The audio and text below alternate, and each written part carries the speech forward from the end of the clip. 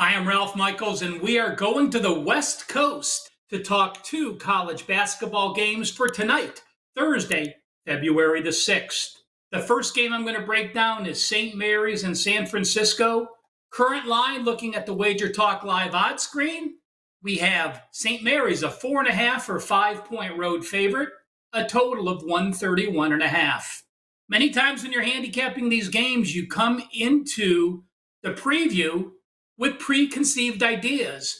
And I thought I really want to try to fade St. Mary's in this role. They're off 10 straight wins, but the first 7 wins were all as a double-digit favorite. They've been very tested their last 3 games, as they beat Washington State by 5 as a 6-point favorite, failing to cover. They beat Santa Clara by 7 as a 4-point favorite. And then in their last game, they upset their nemesis, Gonzaga, at home. They were a home dog, and they ended up with a 4-point win. When you look at St. Mary's, in the last 6 times they beat Gonzaga, they are only 1-5 against the spread, including 2 upset losses as a favorite. Now, the Gales continue to be one of the most balanced teams on offense and defense. They are top 35 in both offense and defense as far as Ken Palm numbers go. It is the traditional Randy Bennett plays incredible defense. They're the slowest paced team, or always one of the slowest paced teams. They are struggling shooting free throws, and that's part of the reason I wanted to help fade them. I wanted to try to fade them this year. They're only number 275 in free throw percentage. That is something unique. But they do not shoot many threes, so road games don't tend to bother them as much because, again, for example, in the last time they played the San Francisco team, which was just a few games ago, they only had 5 three-point shots on that game. Now, you look at San Francisco. They started the season 9-0 with a weak schedule, going 6-4 against the spread. 9-2 straight up, 6-4 ATS with 2 non-line games. Since that time, though, they have struggled. And why have they struggled? There's 2 reasons. Newberry, one of their top players from last year, started the first 10 games. He's missed the last 13, and we're not sure how long he's going to be out. But more importantly, the reason I couldn't get to San Francisco today is Thomas, their best player, one of the top 5 players in the West Coast Conference. He missed their last game. Yes, they got a blowout win, but he is their most important player, and there's no way I want to play against St. Mary's with you not having your top ball handler and top player on the field. So what am I going to get to for a best bet here? It's this. I am going to go San Francisco under 29.5 points in the first half. When San Francisco has the ball, they bring the ball up very slowly. They're number 234 in tempo.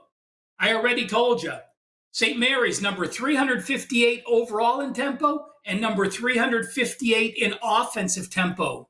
But when I broke down San Francisco scoring in the first half and the second half, they've gotten off to slow starts very often. And in fact, the first half, with a low total of 141 or less, they are averaging 11.4 points per game more in the second half than in the first half. So if they don't have Newberry, no problem. He's likely not to play. If they don't have Thomas, it's a bonus. Even if they do have Thomas, I expect them to get off to another slow start. So while St. Mary's is off that Gonzaga game, it seems their offense tends to let down and not their defense. First best bet here on my West Coast twin bill. First half, the San Francisco Dons under 29.5. You know, I enjoy doing a bunch of shows with Drew Martin, and I'm going to steal one of his lines. Game number 2, guys, is the Degenerate Special, the last game on the board, the latest tip-off tonight, and we're talking about 2 Pac-12 teams, the 2 remaining Pac-12 teams in Washington State and Oregon State. Guys, I want to take the time. I want to thank you for taking the time to watch these videos. Give us a thumbs up. Give us a follow. Give us a like. It allows us to continue to do many more free videos. And I'll tell you what, If you haven't been part of WagerTalk the last 5+ years, it is so exciting to see the direction of our YouTube channel, our TikTok channel, and all the great free content we put out. Thanks again for following. Just a reminder, Super Bowl Sunday, I've got 4 props loaded. I'm 17-1. That's correct. 17-1 on football best bets. I have a Super Bowl best bet and the entire Super Bowl package loaded right now for just $29. Let's talk about Washington State and Oregon State. You know, when I break down these two teams, you look at Oregon State is off a 38-point loss. Why? Well, they went and played at Gonzaga. Remember, both of these teams are playing West Coast Conference schedules in basketball this year. So when I break down Oregon State, this is the #1 most profitable team at home. Folks, they are 12-1 against the spread at home. They're covering those games by 10.6 points per game. As I mentioned, they're off the blowout loss to the Zags. When Oregon State has lost a game this year, they've bounced back nicely, going 5-1 against the spread. And the only game they did not cover, they were a 20-point favorite, yet they still won that game by double digits. I look at Washington. They've only won and covered one road game this year. That was a 12.5-point away favorite at Portland. They're on an 0-4 away run their last 4 games. And I do want to mention this. There's a very good reason that Washington State and Oregon State may struggle and continue to struggle on the road this year. Remember, they're playing West Coast Conference teams. They're accustomed to playing big Division I college basketball arenas. Arizona, USC, UCLA, Oregon.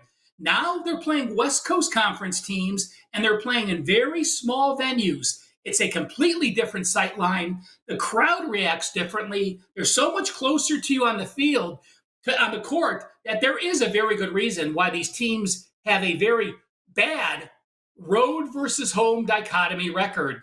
But when I look at Washington State, they have played well against winning teams. They're 9-6 against the spread. They're 4-11 over/under. When I break down the first half and the second half, and that's where I'm going to go with my best bet here. My official best bet is Washington State first half plus 3.5. Yes, I know Oregon State is the most profitable team at home. At home this year, 12-1 against the spread, but in the first half, they're only 7-6 against the spread. As a home favorite, full game, the Beavers 10-1. First half as a home favorite, only 5-6 against the spread. When we look at Washington State, they're only 4-5 against the spread as a dog, but in the first half, they have a 6-3 ATS record, and on the road, they're 3-5 ATS overall, but a 5-3 first half record. So in all of those situations, the first half numbers are positive towards Washington State, negative towards Oregon State. Add it all up, Washington State plus 3.5, first half best bet for the last game on the board tonight, and as Drew Martin says, the Degenerate Special. Thanks for watching the videos. Make sure you follow me on Twitter at CalSportsLV, and you can find me at WagerTalk, wt.buzz/RM. Enjoy the incredible Super Bowl weekend, and again, we appreciate your time, and certainly would appreciate a thumbs up and a follow to our YouTube channel.